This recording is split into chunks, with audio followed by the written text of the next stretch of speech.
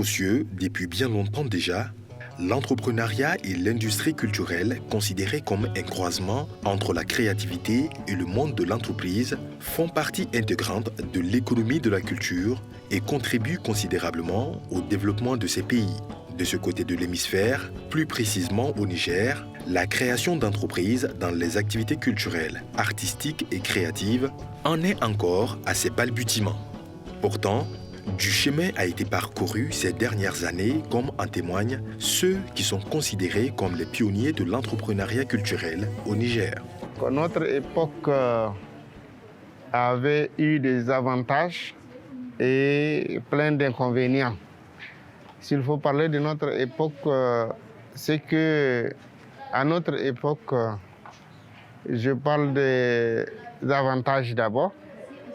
Ce qui était avantageux était que nous nous sommes organisés en association, et une association d'ailleurs nationale qui avait très bien marché.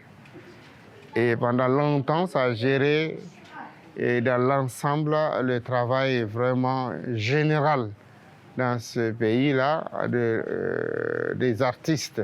Bon, si je parlais d'une association, c'est d'abord de l'art plastique. Je parlais de l'art plastique parce qu'il y a le théâtre, c'était la même chose. Il y a la musique, ils avaient eux aussi vraiment une grande association qui est devenue d'ailleurs après une fédération.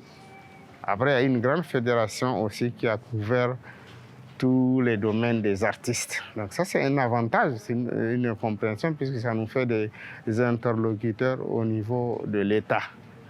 Donc, et aussi, il y avait une bonne consommation de ce que nous faisions, que ce soit dans la musique, le théâtre ou dans l'art plastique, puisque certes, la consommation, c'est avantageux pour l'artiste, mais pour la nation, puisqu'on vendait, mais toutes les ventes, c'était des étrangers, des blancs, s'il faut le dire clairement, dans le domaine, surtout dans le domaine de l'art plastique. Et même dans le domaine de la musique, auparavant, on produit de bonnes musiques, mais il n'y avait pas beaucoup d'entrepreneuriat, puisqu'il n'y avait pas de cassettes, il n'y avait pas vraiment des gens qui sont là pour faire des CD, des cassettes. Parce que là, ça pourrait être une vraie entreprise ou une industrie culturelle, mais on n'avait pas ça.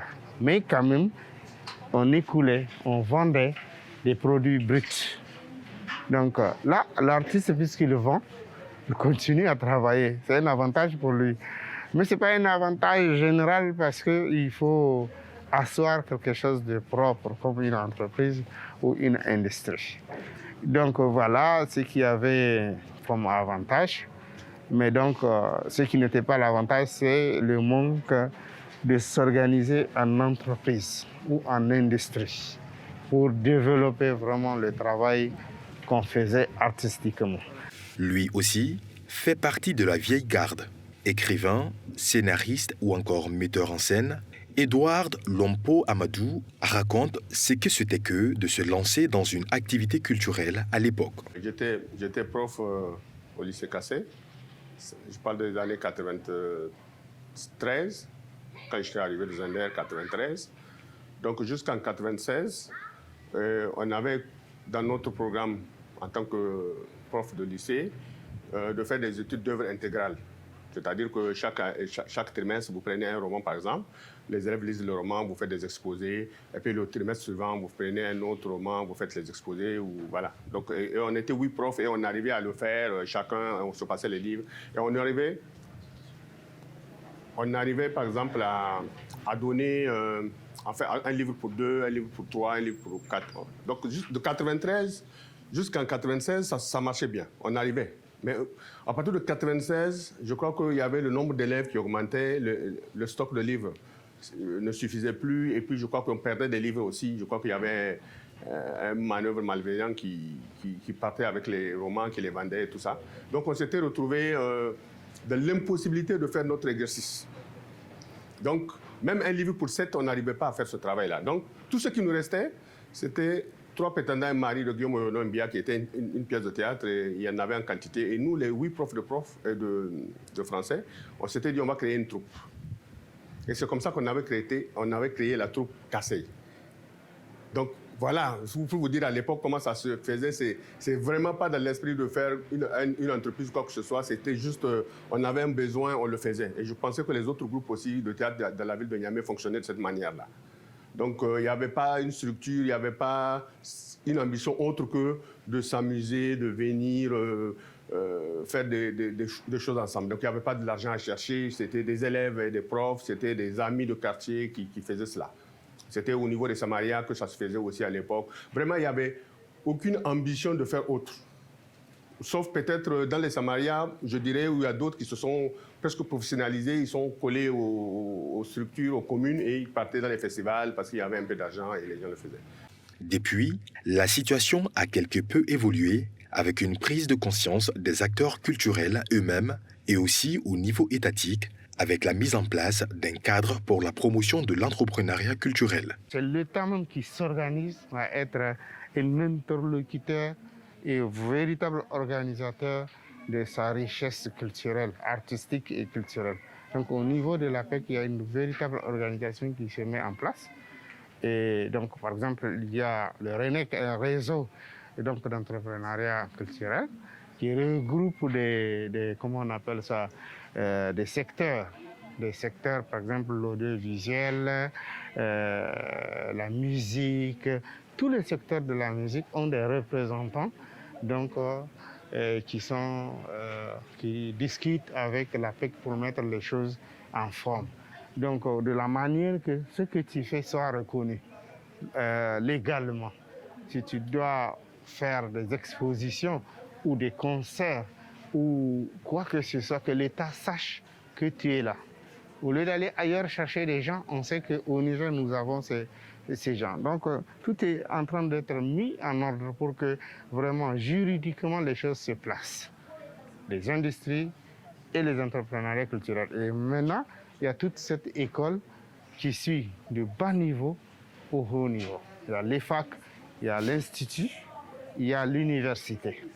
En effet, le secteur de l'entrepreneuriat est aujourd'hui embrassé par de nombreux jeunes Nigériens désireux d'en faire un métier à part entière. Je suis en classe de art plastique. J'apprends les informatiques avec sculpture, peinture. Après ma formation, j'aimerais être artiste plasticien.